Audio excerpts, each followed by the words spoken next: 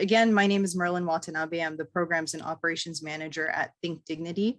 And we're a small homeless advocacy agency based in San Diego. And I'll be kind of covering a little bit of what we do later on.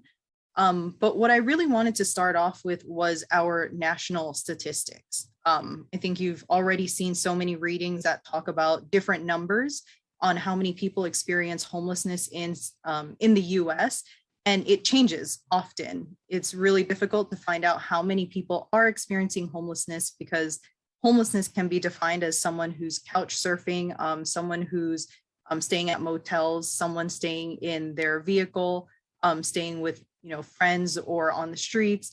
So this is the average number for people who experience homelessness for at least one day. And then about 560,000 people still remain homeless. And these are just very very rough overviews on the specific groups within this 3.5 million people in the US. And then looking at our local stats, currently there are about 7,658 San Diegans who are experiencing homelessness. And this number is also an underestimate, because it's really difficult to find every single person who's experiencing homelessness, especially youth, people who, again, like I mentioned, who are couch surfing. And this is a general overview as well of who the people are in our communities.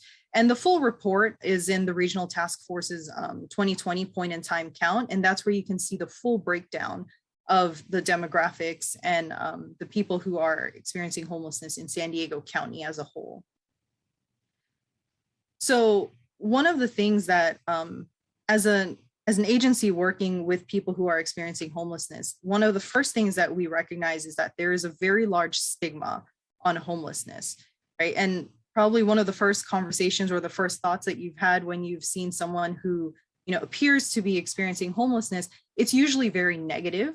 There are always negative connotations, negative stereotypes, even the types of language that we use, the verbiage that we use. People still use bum as a joke. You toss that word around saying like, oh, don't be a lazy bum, not realizing that it feeds into this stigma on homelessness. So these are the top 4 statements that we usually hear whenever we're talking to community members, people who are housed, just sharing some realities of homelessness. This is usually what we hear back, where we hear that people who are experiencing homelessness have issues with substance abuse. They're very severely mentally ill, that people move here because the weather is fantastic and they'd rather be homeless here than being homeless somewhere else, or that they're criminals.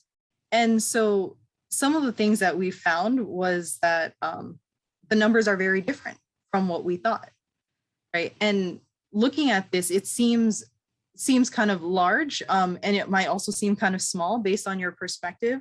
But for mental illness, where only 37% of people experiencing homelessness reported having a mental illness, what people don't often recognize is that you can also develop mental illnesses when you start experiencing homelessness, right? Most of the times people think that you are mentally ill and then you end up becoming homeless, and then it's exacerbated as you're experiencing homelessness, but not recognizing that the trauma from being homeless can really exacerbate your mental well-being.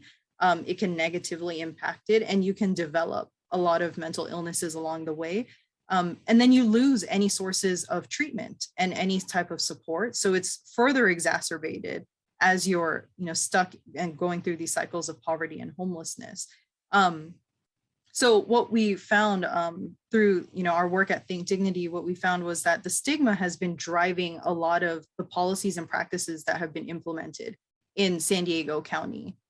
So these might seem kind of minor, right? Like, we can pull up these stereotypes, I can show you the facts, and then we could be like, wow, it's only this much percentage. Now we know something. But when you have people who are in charge of creating laws and policies, keeping this type of stereotypes in their minds and in their beliefs, then you start seeing all of these new laws that come in that unjustly affect people who are experiencing homelessness only. And so that kind of goes into the causes of homelessness. There are so many different types of causes. These are just some, basic imagery. You see this man who has a sign that says, "My ex-wife had a better lawyer." There have been so many cases of, people who suffered from a divorce and they weren't the working spouse. So they had to start from scratch. You've seen people who get evicted from their homes because they lose their jobs through illnesses, disabilities. There are so many different causes. And I think what makes it difficult is that, Kate had mentioned, my background is in peace and justice studies. So a lot of it is in human rights and human rights law. And I remember one of my professors telling me about how in human rights, right, like when you hear like, oh, that's a human rights violation, so we should bring them to the international court, and we should, find a way to prosecute these people who violated these human rights. But homelessness is never an issue that's brought up in an international court. It's never brought up as a source of, suing somebody or prosecuting somebody. And my professor had said that that's because you cannot find the violator, the violation. You only have a victim, but you don't even know for sure if the victim is a victim. And that completely threw me off, because I was like, how? Human rights, the first thing that we learned in the program was human rights means that you are a human and you have these rights because you are human. But how is it that these types of injustices cannot be held accountable? People can't be held accountable for causing these violations on human rights. And it's because there are so many causes, there are so many different issues affecting homelessness that it's so hard to pinpoint what exactly is the cause of this widespread issue. So moving into the challenges of homelessness, right? Like I said, there are so many causes. So of course, there are also so many challenges as well. So there's lack of affordable housing. There's employment wages that are not enough to cover the cost of living. Victimization from adulthood or childhood can hinder your positive growth. Criminalization of homelessness, which we'll be focusing on more later on, creates new barriers for accessing resources. Lack of resources for certain homeless demographic groups. So, like for certain, like for men, there aren't that many shelters that are specifically for men. So you have, there's a story that we had from a client from long ago where she was able to get access to a shelter bed for the night, but her son just turned 13, and to the shelter, he was deemed as a man. So he was too old to go with her because he was no longer a child. He was technically an adult. So they told her that because he's already an adult, he can't go in the shelter with her. He had to stay out on the streets and she can go inside the shelter. So of course, as a mother, you wouldn't give up, that your child so that you can get a night's sleep while your child is out on the streets. So she chose not to go into the shelter. And it's things like this, where there are certain demographics who are able to access resources and then others who can't because of this warped view on homelessness. And then one of the last challenges is the school to prison pipeline, right? So there's this idea that, children are already being primed to get into this criminal lifestyle because of the way they were treated when they were younger. And this is just a very, very basic overview of the school to prison pipeline. But generally, you can see here, these are only 6 challenges that I've posed, but there are so many different barriers that people face when they're experiencing homelessness. So even being on the cusp of homelessness already creates more barriers, and what more to falling into the cycles of poverty and homelessness. So the criminalization of homelessness is one issue that Think Dignity really focuses on. We were formed by a group of professional women, mostly attorneys. So they are very focused on the legal side of their work, but they also recognize that there are so many barriers that come with the criminalization of poverty and homelessness. So some of the legal ramifications of being poor and being unhoused in San Diego, illegal lodging is one of the citations that you could receive, as well as unauthorized encroachment. You can get a lot of fees and fines. And these are just some of the legal barriers that people often face when they're experiencing homelessness. I also want to just make a side note. If you hear rumbling in the background, I live under the flight path. So it's usually Southwest that flies at this time, and it's like very low and loud. So please just ignore that. It's just people coming through. But, going back to the legal ramifications, one of the things that you might have seen on the infographic was, some percentages and some of the tickets that were cited. There are I think I listed the top 5 tickets. And the research that, we did, it was so fascinating for me because it was the first time that I really delved into all the specific codes and citations that are being used in San Diego.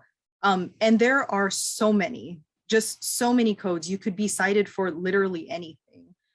So there's one, it's not listed in our research, but it's from a client who was cited for expectorating, right? And expectorating, it sounds really technical, but it's literally just spitting on the streets, spitting in a public space.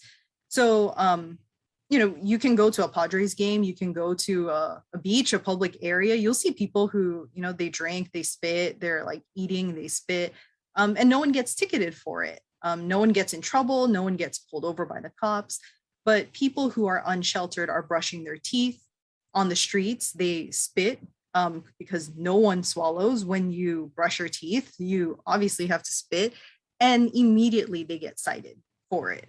And who knew that there's a law called expectorating, And so what we found in that study was that there were so many different citations that were being pulled and unjustly used for people who were experiencing homelessness or who appeared to be homeless. So one of the most popular citations that our legal programs at Think Dignity have continued to hear are the fare evasion tickets for trolleys, right? So if you've ever ridden the trolley, if you've ever rode the trolley, oh my gosh, my English. If you've ever rode a trolley in San Diego, you know that it's $2.50 just for a simple ride. For many people, $2.50 it's really difficult to get. Not many people, especially during the pandemic, no one really carries cash anymore. So it's difficult for people to find $2.50. So most people don't pay it, especially if you're experiencing homelessness or if you're on the cusp of homelessness. So you get ticketed, right? You're on the trolley, you find out that that you don't have a ticket. So you get a fee, and it depends on which municipal code that the officer uses. So it can be anywhere between $125 to $198. So you are already at about $200 for not paying $2.50. And all of these tickets go to the Kearny Mesa court, right? So imagine if you're ticketed in El Cajon, you somehow have to find your way to Kearny Mesa to appear. So most people don't, right? Most people won't show up because it's already expensive to try to get to one stop. And imagine making multiple stops to get to Kearny Mesa. So by then, if you don't show up, then you have a bench warrant issued out for your arrest. And so by then you have a criminal record. So at that time, when you get a ticket, they're called infractions, right? When you get, many people have gotten a parking ticket, that's an infraction. You don't have to, you don't go to jail or anything. You just pay a fee. You're just fined for that offense. And typically with an infraction, you don't serve any jail time. So you don't have a criminal record. It's just something that you pay off and you're done. But with this fare evasion ticket specifically, if you don't show up and then a warrant is issued, then you start to build up a criminal record. So it's kind of like this weird position where most people don't realize that you have a criminal record. They think that they just have a bunch of fines that are accruing somewhere. They don't realize that they actually could be arrested for not paying that amount. So let's say that someone shows up and they end up, recalling that warrant. They appear in court and then they're like, okay, you're going to have to pay this fine. again, most people won't pay that fine, right? You're still at like $200. So when that warrant is issued, even if you appear, the courts already issue a civil assessment fee. So that's an additional $300. So you are now at $500 for a ticket that was only $250 that you couldn't pay, right? So by then, most people are done. They're just like, whatever, they can't get money out of me, I'm not going to use it. So here, like, I'm not going to deal with it at all. What most people don't realize is that this fee actually accrues. So it goes into the court's collection agency, and then it goes into revenue and recovery. And then after that, it goes all the way up to the franchise tax board. Once it reaches the franchise tax board, that's when the government can garnish 25% of any income that you make.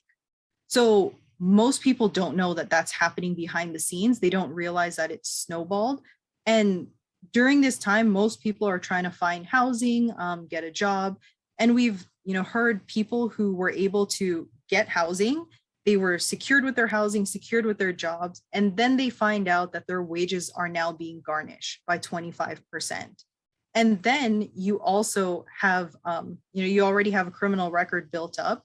So most people often lose their housing once they already found that, stable point in their lives. And this is something that happens so often. MTS has a new program where it's kind of like a diversion program to help people offset the costs.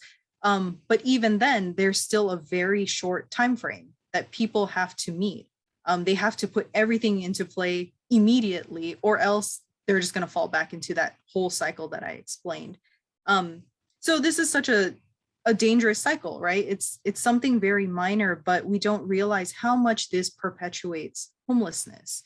So you have people who are just trying to get to their appointments by taking a trolley, just trying to make it to job interviews.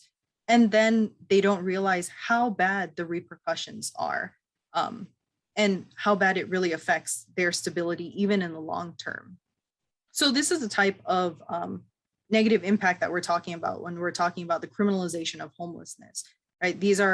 It seems like very minor things because it's something that we all probably could pay off, or we could find a way to negotiate and get it all covered. But for many people, something as minor as this can easily snowball into something that will kick them off of any housing or any stability for their future. So for Think Dignity, when we, wanted to understand the realities of homelessness in the community, when we first formed, the first thing that we did was create community meetings where we can meet with people who are experiencing homelessness, and any community member really, to identify and discuss issues and solutions that were affecting homelessness. And this was the first key to understand how we can really tackle the root causes of homelessness. Because from our perspective, when we think about like the criminalization of homelessness or social services, it's very easy to think like, oh, why don't we just create this service and then address it? But these conversations really stirred up conversations, or the conversations stirred up a lot of ideas on how we can really delve into these deeply rooted issues on homelessness, especially in San Diego County, where homelessness continues to grow every single year. So through the Basic Dignity Coalition meetings, we started to understand different social services to meet the immediate needs for people who are unsheltered, right? So our transitional storage center was one area where we provide 400 lockers and bins for people to safeguard their belongings for an unlimited amount of time. And we wanted to create the safe space where people didn't have to worry about their belongings. They didn't have to worry about getting ticketed or having their belongings thrown away by the city for not removing them on time. We didn't want to create another legal barrier or another way to criminalize them. So since 2012, we've been supporting over 500 people transition out of homelessness. And we were able to hire 2 former clients who are now employees at the Transitional Storage Center. And then we also created the MOD Squad, or the Mobile Operations of Dignity Squad. if you look back, I believe the Mod Squad is like a very old TV show, but we're not that cool. We're pretty compact. We're small. We're a set of 3 mobile programs. And we have the Fresh Start Showers, the Street Boutique, and the Street Cafe, where they all aim to address access to basic hygiene and nutritious resources. So this is another example of how we wanted to meet the immediate needs for people, but then also use these social services as a place where people can share what's actually going on in the streets. And that's how it drives all of our legal and advocacy efforts. So like I mentioned, our legal advocacy, it's kind of this, I guess I would like to say it's like the second pillar of Think Dignity, where we have 3 different legal programs: our legal clinics and workshops, our homeless youth legal and advocacy project, and our Know Your Rights program. So all of these 3 legal programs provide a space for people to learn about their basic rights. Like I mentioned, human rights is something that's established for everyone, but not many people know what their rights are. So having a space where they can learn about it and also be partnered with one of our attorneys or an advocate so that they can get this individualized support as they're learning about their rights. So Christine has been spearheading a lot of our legal programs. I'm sure you can ask her a lot of questions all throughout your course. And we also have information on our website as well. But the goal for the legal department is to really address those legal barriers that we talked about, right? So when I mentioned about the infractions, how people have gotten tickets, they get like $500 worth of fines and then they forget about it. Most of the times when people call into our legal clinics, we can support them with that. Right, we can represent them in homeless court. We can find a way to convert their fines into community service hours. They can volunteer with us to complete those community service hours, really finding ways that we can break down those barriers and then make it easy for people to overcome those barriers together. So there's so much that happens with the legal advocacy. So with legal advocacy and social services together, we feel like that's what's really necessary for the advocacy part, right? So in the section of how can you support our efforts, it's, you can go to any nonprofit, any group, and everyone will say, volunteer your time, donate money, donate goods, be a member of their committee, of their groups. But what we really like to hone in on are the 2 last points of being a partner and being an ally. Right. So when we say that we advocate for people who are experiencing homelessness, it's not that we're just speaking on behalf of them or that we're trying to speak for them. It's really finding ways that we can broaden this conversation on homelessness, open it up in different platforms in different areas all throughout San Diego County, and use our knowledge on homelessness to start breaking down the stigma and breaking down all those stereotypes.